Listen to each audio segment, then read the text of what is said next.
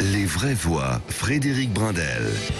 Nous y sommes, le grand débat de 18h30 avec nos vraies voix ce soir. Je vous les représente, Céline Revel-Dumas, essayiste, Guilhem Carayon, président des Jeunes Républicains, les Jeunes LR, et Vincent Chauvet, le maire Modène de Modem, d'Autun, parce qu'il y a des N et des M qui s'enchaînent là. C'est une allitération, comme dirait l'essayiste qui est à ma droite.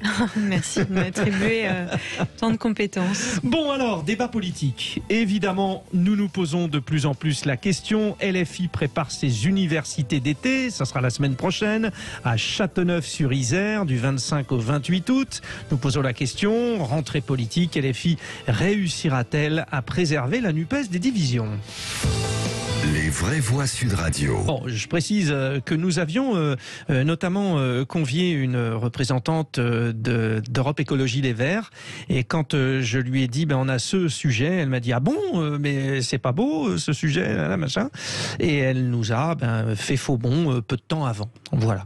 Donc ça montre bien que ça pose problème cette question. Je vous le disais, LFI prépare ses universités, mais c'est le cas aussi pour le PS, pour Europe Écologie Les Verts et pour le PC. Et on se rend compte en plus que LFI prend les choses en main après la rencontre Alexis Corbière, Marlène Schiappa dans Libération. Hier, le parti de Jean-Luc Mélenchon a invité la semaine prochaine Clément Beaune, le ministre des Transports, Olivia Grégoire, la ministre du Commerce et des PME, et puis l'élu LR de Paris, Rachida Dati, ancienne ministre de Nicolas Sarkozy. On voit bien qu'LFI veut réfléchir sur les sujets de fond et s'afficher comme le premier parti d'opposition. Fini la théâtralisation des débats, LFI veut affirmer son leadership. Pour en parler, alors lui, il a pris une promotion, parce que hier, il était vraie voix et aujourd'hui, il devient grand témoin. Notre politologue, Nicolas Corato. Bonsoir, Nicolas. Bonsoir, Frédéric, mais c'est un emploi par forfait, si j'ai bien compris. Donc Non, pas du tout. Non. Je nuance la promotion. Non, justement, puisque pour tout vous dire, cette personne Europe Écologie Les Verts était prévue autour de la table en tant que vraie voix. Voilà, parce que nous voulions équilibrer politiquement. Donc, en revanche, j'avais vraiment demandé à ce que vous soyez là, et je suis très heureux que vous soyez là. Mais c'est réciproque, Frédéric. Bon, on est bien d'accord. Là, ces universités d'été des 4 partis, Europe Écologie Les Verts, PS, PC et LFI, eh bien, c'est bizarre, mais tombent le même week-end, au même moment. C'est déjà un problème, non ? Oui, c'est pas nouveau, c'est pas particulier à cette année. C'est vrai qu'on aurait peut-être pu imaginer plus de liens entre les universités. Et après, ces partis ont toujours considéré qu'ils continuaient à exister et à avoir leur propre agenda. La NUPES n'étant pas un parti en tant que tel, mais un mouvement ou une alliance politique qui a été signée à partir d'un certain nombre de propositions alternatives. Donc oui, ça fait, mais bon, ça va être un week-end.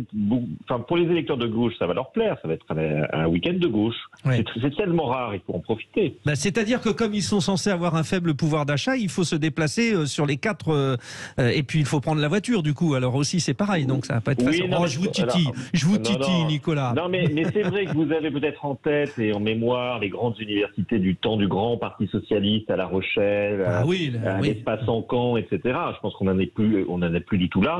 Le seul parti aujourd'hui qui a la capacité peut-être de rassembler très largement des militants, mais aussi, on le voit, des hommes et des femmes politiques d'autres horizons, c'est la France Insoumise, pas simplement pour des raisons matérielles, mais aussi parce que la France Insoumise est aujourd'hui, comme vous l'avez dit, le premier parti de gauche. Je ne dirais pas le premier parti d'opposition, parce que pour le coup, il y a un autre parti qui s'appelle le Rassemblement National, qui me semble mieux placé, notamment en législative. Mais en tout cas, la France Insoumise est le premier parti de gauche et effectivement est en train d'assurer et d'imposer son hégémonie à gauche en ayant clarifié d'une certaine manière la position de la gauche, puisque la NUP, c'est quand même la fin de la social-démocratie dans le camp de la gauche.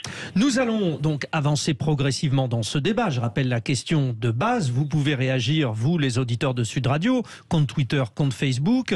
La rentrée politique, LFI réussira-t-elle à préserver la NUPES des divisions ? Vous répondez, vous pouvez intervenir au 0826 300 300. Mes premières réactions, les vraies voix avec Céline Revel-Dumas. Peut-être une question aussi à Nicolas Corato, mais déjà une réaction à ce qu'on vient de dire sur le fait que tout le monde organise au même moment, par exemple. Ça sent pas la cohésion. Non, effectivement, c'est pas le meilleur moyen de se mettre d'accord et en tout cas d'avoir un plan d'attaque politique au sein de l'hémicycle. Parce que c'est là où ça se joue finalement. Hein. La NUPES n'existe pas vraiment au-delà de l'Assemblée nationale. Donc oui, je suis un peu étonnée.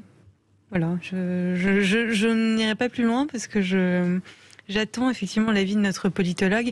En tout cas, c'est vrai que la NUPES a énormément fait parler d'elle, pas en bien d'ailleurs. Et ça aurait été le moment cet été de définir une nouvelle stratégie entre les partis et ils ont l'air de passer à côté.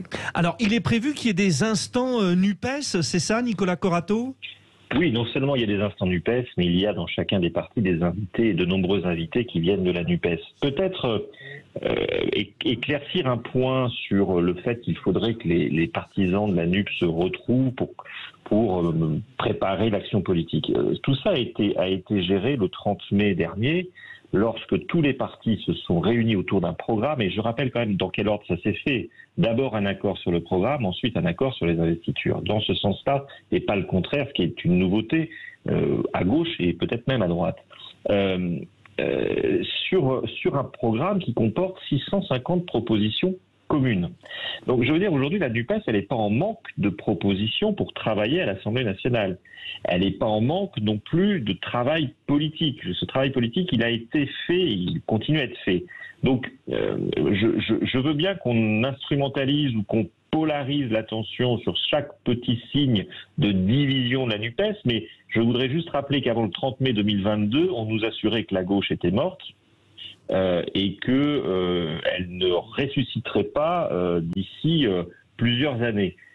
Il n'y a pas qu'une seule gauche, hein, Nicolas Corato. Non, mais il n'y a pas qu'une seule gauche, mais cette gauche-là. Et quelques semaines plus tard, à quoi nous allons assister ? Finalement, nous avons assisté plutôt à un succès électoral, même si je pense que les attentes étaient plus importantes à la NUPES que le succès, que le résultat qui a été réalisé. Non seulement un succès électoral, mais aussi finalement, malgré les attaques et la polarisation sur les ferments de division, force est de constater qu'à ce stade, moi je ne suis pas devin, mais à ce stade, non seulement l'Alliance tient, mais d'une certaine manière, elle tient aussi certaines promesses d'opposition et d'alternatives à l'Assemblée nationale, si on en croit les sondages et la manière dont les Français, en tout cas de gauche, les sympathisants de gauche, voient les choses. Alors, donc, réaction, Nicolas, on revient vers vous. Réaction, Guilhem Carayon. Ce qui est certain, c'est que les dirigeants des partis membres de la NUPES ont bien attendu le sort des élections législatives, le fait d'avoir obtenu 150 députés à l'Assemblée nationale, pour ensuite montrer leur divergence, leur point de vue très différent sur notamment un sujet, pour moi, les questions de société. On va le voir à la rentrée à l'Assemblée nationale, puisqu'on va traiter des questions d'immigration, des questions de sécurité. On a quand même un parti dans la NUPES, la France Insoumise, en l'occurrence, qui nous dit « la police tue ». On a ce même parti dont certains responsables accueillent Jérémy Corbyn à Paris.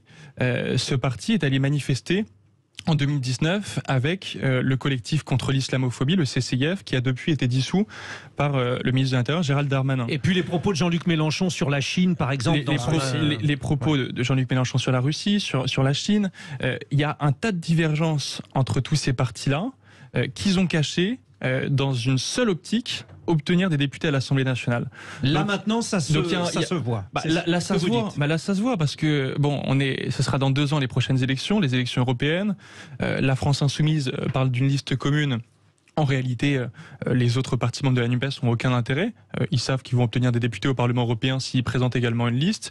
Donc on voit bien qu'on a affaire là à la tambouille politicienne. Chaque parti essaye de garder ses parts de marché électoral, chaque parti essaye de garder ses subventions publiques, parce que quand on a des députés, on obtient des subventions publiques, et on en revient à tout ce que les Français détestent, c'est-à-dire la politique politicienne, la tambouille électorale. Et moi, je trouve ça vraiment pas terrible pour l'image de la politique. Guilhem, c'est noté. Juste pour vous informer, quand même, ce qui est le plus important, l'avis de nos auditeurs. Pour l'instant, les auditeurs de Sud Radio disent non à 86%. La France Insoumise ne réussira donc pas à préserver la NUPES des divisions. J'aimerais d'ailleurs avoir le point de vue de Baptiste au 0826 300 300. Baptiste de Boulogne-Billancourt. Baptiste, bonsoir. Vous y croyez au fait que la NUPES arrive à continuer sans exploser à cause des divisions ? Oui, bonsoir à tous. Moi, j'y crois parce que je suis assez d'accord avec tout ce qu'a dit Nicolas, notamment sur le fait que la concordance des dates des universités d'été, c'est pas nouveau. Si vous regardez les années précédentes, ça tombe toujours le dernier week-end d'août pour tout le monde et tous les partis de gauche, à part le PS. Si vous regardez la programmation, je vous invite à le faire, vous verrez qu'il y a beaucoup d'élus, Europe Écologie Les Verts par exemple, qui sont invités à débattre aux universités de la France Insoumise, et l'inverse est vrai aussi. Et je dirais que jusqu'à maintenant, oui, c'est M. Carayon, je crois, qui disait que la NUPES avait été bien présente sur les questions sociales et sociétales jusqu'à maintenant, et il a oublié de préciser que son parti a voté absolument contre toutes les propositions en faveur de l'augmentation du pouvoir d'achat des Français. Parti LR, rappelons-le. Les LR, oui. Parti LR, tout comme le Front National, qui a aussi voté contre l'augmentation du SMIC, contre l'augmentation des retraites, contre l'augmentation qui était prévue par... Allez demander à un patron de PME s'il veut l'augmentation du SMIC. Non, mais allez demander aux restaurateurs comment ils s'en sortent en ce moment dans la période, alors que ça fait des années, et je le sais puisque j'ai financé mes études en travaillant dans la restauration. Allez demander aux restaurateurs s'ils sont pas un tout petit peu dans le pétrin là, à force depuis 20 ans d'avoir traité leurs employés, et pardon de le dire, un peu comme de la merde, et aujourd'hui se retrouvent face à des gens qui disent vous êtes gentils, mais moi, pour 800 balles par mois, je vais pas venir travailler 70 heures par semaine dans la restauration. Personne gagne 800 balles par mois non plus, mais il faut pas... Il y a un truc qui s'appelle le RSA, et je pense que vous seriez surpris de savoir qu'il y a beaucoup de gens qui travaillent pour moins de 800 balles par mois. Oui, vous avez raison, j'exagère un petit peu. J'exagère un petit peu, mais en tout cas, les conditions de travail des gens sont quand même assez déplorables. Donc c'est bien de parler de pouvoir d'achat et c'est bien de parler de sécurité. D'ailleurs, je suis content de voir que vous avez continué à parler de sécurité parce que ça a l'air d'être l'alpha et l'oméga pour vous, mais il faudrait aussi voir comment on augmente le pouvoir d'achat des Français et aussi leurs conditions de vie. Bon, alors tout cela font partie des préoccupations. Merci Baptiste. Alors déjà d'être venu au secours de Nicolas Corato, qui pensait être esselé à un moment. On a bien compris de quel côté vous vous placiez. Très intéressant. On va continuer l'échange avec nos vraies voix. On doit marquer une respiration, mais gardez bien tout cela en tête parce que le débat est passionnant. Et puis surtout, on a parlé du moment présent. On va aussi parler de l'après, quand les élections européennes vont arriver en 2024. À tout de suite. Les vraies voix, Frédéric Brindel. La rentrée politique se prépare. LFI réussira-t-elle à préserver la NUPES des divisions? On a parlé du contexte actuel avec les universités d'été de tout le monde en même temps. Europe Écologie Les Verts, le PS, le PC. On a parlé des dernières déclarations qui ont gêné certains. Et puis on va aborder bien sûr 2024, la question de l'Europe. Et là peut-être qu'effectivement nous verrons quelques divisions se renforcer. Mais c'est de la prospective et évidemment pour savoir si ça va fonctionner comme ça, rien ne vaut la science du politologue Nicolas Corato. Alors qui a aussi ses opinions, mais c'est bien parce que ça va équilibrer avec en présence en plateau Guilhem Carayon, président des Jeunes Républicains, Vincent Chauvet, maire MoDem d'Autun, et Céline Revel-Dumas qui elle est essayiste, qui a un regard politique. Mais alors du coup on ne saura rien de ses idées politiques. En revanche les autres on le sait un petit peu. Alors, question. On évoquait les derniers propos tout à l'heure de Jean-Luc Mélenchon, notamment. J'ai des déclarations aussi côté Europe Écologie Les Verts. Une liste commune avec LFI, c'est hors de question, déclare Karima Delli, une eurodéputée. C'est confirmé par Julien Bayou, d'ailleurs, le chef du parti. Sandrine Rousseau nous dit « Il nous faudra confirmer l'espoir qui est né, sous-entendu la réussite aux dernières élections européennes de la liste menée par Europe Écologie Les Verts et Yannick Jadot. » Alors, c'est inévitable pour vous, cher Vincent Chauvet? Il y avait une plaisanterie à l'époque sur les Verts en disant les Verts, c'est 4 militants et 5 tendances. Et on voit que ça pourrait s'appliquer à la NUPES. Déjà, les Verts, chez eux, sont pas entièrement d'accord. Entre Karima Delli, qui est une députée européenne excellente, il faut le dire, et puis Sandrine Rousseau, qui est encore dans un combat interne, je pense, dans Europe Écologie Les Verts, ils sont pas forcément d'accord sur l'attitude à adopter. D'autant qu'il y aura peut-être pour les européennes des listes transnationales. Et là, il faudra se référer aux partis transnationaux, aux groupes. Et de fait, ils ne sont pas dans le même groupe européen. Ils sont dans au moins 3 groupes différents. Les socialistes dans le groupe social-démocrate, qui d'ailleurs travaille très bien avec le groupe centriste libéral auquel j'appartiens. Les Verts dans un groupe vert, parfois d'ailleurs avec des régionalistes ou des autonomistes, notamment les Corses, qui sont assez proches de ce groupe. Et puis l'extrême gauche, anticapitaliste, avec les communistes et la France insoumise. Et donc, on voit mal comment ils pourraient, sur des questions d'intégration européenne, où les Verts historiquement sont fédéralistes. Moi, je me souviens de meetings communs. François Bayrou avec des dirigeants verts comme Daniel Cohn-Bendit pour le oui à la Constitution européenne. Il y a quand même ce oui et ce non, ce référendum de 2005 qui reste une pierre de touche et où on a là dans un même groupe, et ça a été une des raisons de l'explosion du PS d'ailleurs, pourquoi une partie du PS a créé En Marche et est venue vers Emmanuel Macron, et Emmanuel Macron venant de cette tendance-là, c'est aussi parce qu'on avait des gens de gauche, et il y a toujours des gens de gauche dans la majorité, il y a un pôle de gauche avec Sacha Houlié, avec Clément Beaune, etc., qui sont des progressistes, qui sont des pro-européens, qui sont des sociodémocrates, et on a plus de cohérence finalement à travers ce mouvement En Marche et ses alliés Modem et Horizon qui sont dans un programme commun que dans la NUPES. Et je voudrais simplement terminer en disant que votre politologue est un peu indulgent sur le fait que la NUPES s'est créée sur un programme commun avant de négocier les circos, parce qu'on se souvient de l'épisode où il y avait d'abord Europe Écologie qui avait négocié au bout de 4 heures ou 4 jours de discussion à 4 heures du matin, puis le PCF, puis finalement le PS qui votait plus ou moins avec la bonne instance pour se raccrocher avec les miettes qui restaient. Donc ça a été d'abord une alliance électorale avant d'être une alliance programmatique. D'ailleurs, je ne sais pas très bien quelles parties du programme ont été appliquées et ceux dont les Français se souviennent. Alors l'abbé Pierre vous répond, pardon, Nicolas Corato vous répond. Non, je trouve que je ne suis pas qu'un observateur objectif, vous l'avez compris, j'ai ma part de subjectivité et d'opinion, mais je trouve intéressant quand même de noter cette obsession actuelle de l'ensemble des acteurs de la vie politique sur les divisions supposées de la NUP, ce qui tente à prouver quand même que la NUPES n'a pas complètement raté sa cible ni son objectif, et que cette alliance inattendue et inédite, d'une certaine manière, dérange, voire peut-être fait peur. Et je comprends que quand on vient d'un parti où on a à la fois monsieur Éric Ciotti et Madame Pécresse. Donc là, c'est LR, c'est pour vous, Guilhem Carayon. On préfère jouer l'écran de fumée en allant chercher des petites divisions chez les autres que les grandes chez eux-mêmes. Pour revenir aux européennes. Alors, attendez, Guilhem Carayon vous répond, et on revient aux européennes. Guilhem. Non, pardon, mais la France Insoumise, on parle là d'une liste commune aux élections européennes. La France Insoumise prône la désobéissance aux traités européens. Vous l'avez dit, les écologistes, ils prônent un fédéralisme européen. On est sur les deux théories les plus aux antipodes. Donc faire une alliance avec des gens qui pensent l'exact inverse, moi je vois pas à quoi ça sert à part gagner des parts de marché. Je le redis, mais je crois que c'est ce que les Français pensent en tout cas.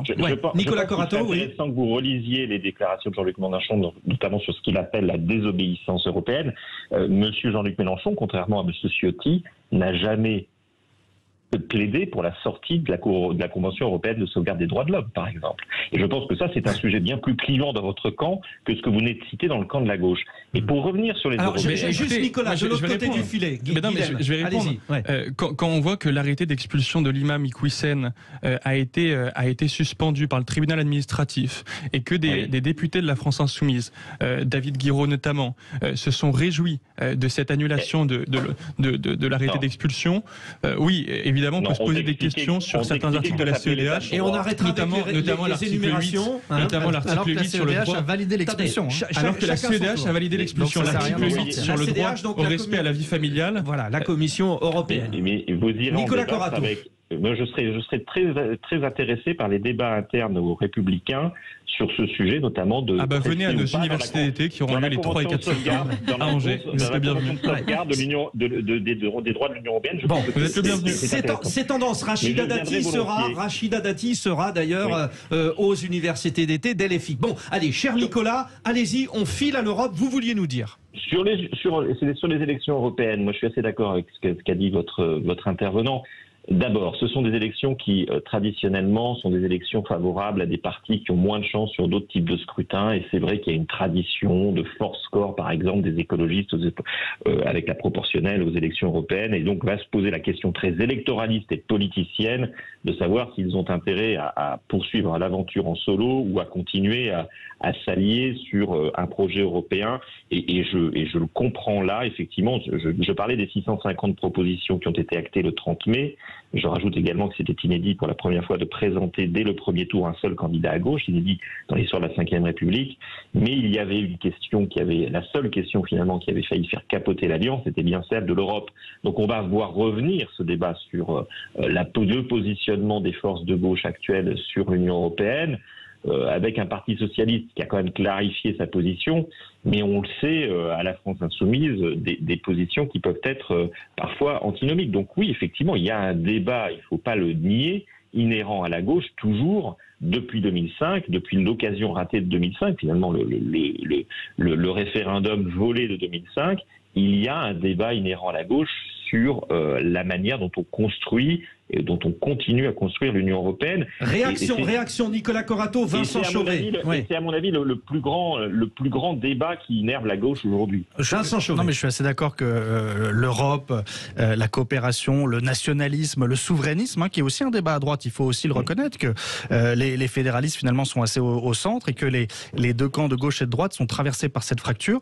Et ça va être assez amusant aux européennes parce que, comme le dit Nicolas, il n'y a pas d'intérêt vraiment à s'allier, c'est la proportionnelle intégrale. Et à chaque fois, les écolos font un gros score. La France insoumise peut espérer avoir des députés. Il y a des sortants pour les socialistes. Donc, ils vont être en concurrence. Et on va voir comment, une alliance se comporte avec des scrutins en concurrence. En tout cas, je vous donne un scoop qui, à mon avis, n'en est pas un. Mais la majorité présidentielle, elle, qui a été unie la dernière fois, sera probablement aussi unie pour le scrutin des européennes. Alors, il se dit, Nicolas Corato, que le PS ne ferme pas totalement la porte à cette union pour les élections européennes avec LFI, parce que le PS veut se séparer de Raphaël Glucksmann, qui était la tête de liste aux dernières européennes de place publique et qui n'avait pas... donc ça pourrait être aussi une situation intéressante pour le PS. Vous confirmez ou pas? Oui, je confirme, et j'ajoute qu'il y a quand même une autre donnée. Alors, il y a du temps et de l'eau va passer sous les ponts d'ici les élections européennes, mais quand même. Il y a une autre donnée, c'est que finalement, les sympathisants et les militants de gauche sont très attachés à la NUPES. Pour l'instant. Et que dans les états-majors des partis de gauche, c'est une donnée qu'il faut prendre en jeu. C'est-à-dire qu'il ne faudrait pas décevoir les militants et les sympathisants qui, pour l'instant, se félicitent plutôt de cette alliance. Finalement, la NUPES, pour l'instant, à gauche, je sais bien qu'à droite, elle énerve, qu'elle irrite, mais à gauche, a plutôt bonne réputation. Encore une fois, je cite des études d'opinion sur les militants et les sympathisants de gauche. Donc, qui comprendraient mal, finalement, que quelques mois après... pour des questions purement électoralistes et de position et de place et de mandat, la NUPES n'arrive pas à reproduire ce qu'elle a fait au niveau national, au niveau européen. Donc ça, c'est un vrai sujet qui va concerner le peuple de gauche pour ces prochains mois. Bon, je ne dis pas que le sujet est facile, Ouais. Je pense qu'il est difficile et qu'il est politiquement autant, et c'est très cohérent dans la majorité présidentielle, et je suis d'accord avec ça, il y a absolument quasiment aucune différence ou divergence sur le projet européen entre les alliés du MoDem et de Renaissance. Autant à gauche, il y a un débat qui est constant mais qui n'est pas nouveau et qui n'a jamais été caché d'ailleurs. Merci Nicolas Corato, promu donc ce soir au rang de grand témoin, mais qui n'oublie pas ses bonnes habitudes de vraie voix, parce que finalement vous êtes rentré dans le débat avec l'excellent Guilhem Carayon dans le rôle de débatteur, l'excellent Vincent Chauvet, et puis la très pondérée qu'on a surtout entendu sur la littérature, Céline Revel-Dumas, mais qui bien sûr ont contribué tous à faire de cette émission un grand moment de bonheur. Et pour moi, ces 3 semaines, beaucoup de plaisir. J'espère vous retrouver très rapidement sur Sud Radio. Allez, les infos, bientôt.